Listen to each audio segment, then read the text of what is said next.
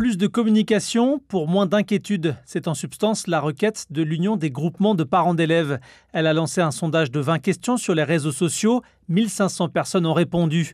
Et beaucoup doutent de la mise en place rapide et rigoureuse d'un protocole sanitaire dans les établissements. Si on veut retrouver la confiance parmi les gens, il faut vraiment aller au-devant d'eux et puis leur dire également que les mesures ont été prises dans les établissements pour qu'il y ait des points d'eau, pour qu'on puisse se laver les mains, pour qu'on puisse se sécher les mains. Actuellement, dans les établissements scolaires, il n'y a rien du tout pour se sécher les mains.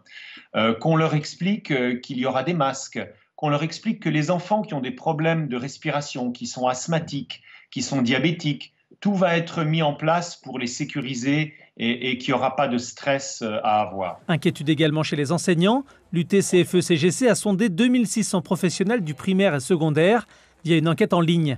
À la question « Vous sentez-vous en sécurité pour reprendre le travail ?», 63% répondent non.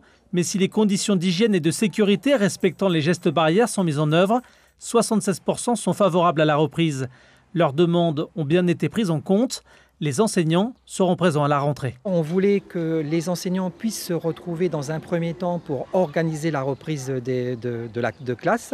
Dans un deuxième temps, nous avons demandé à ce que ça soit une reprise échelonnée avec des effectifs qui sont réduits. Et le dernier point qui pour nous n'a pas été négociable, c'est la possibilité d'avoir le matériel de prévention, c'est-à-dire les masques pour le personnel, le savon ou les gels. Donc ça a été accordé par les institutions. Restent des incertitudes comme le respect de la distanciation au sein des classes. Les enseignants feront de leur mieux en faisant confiance aux décisions des autorités. Nous partons sur le postulat que le virus ne circule pas en Nouvelle-Calédonie. Donc comme le virus ne circule pas par rapport aux informations qui nous sont données, on considère que la réouverture progressive des écoles peut se faire. Première phase de la rentrée en province sud et sur les îles mercredi prochain.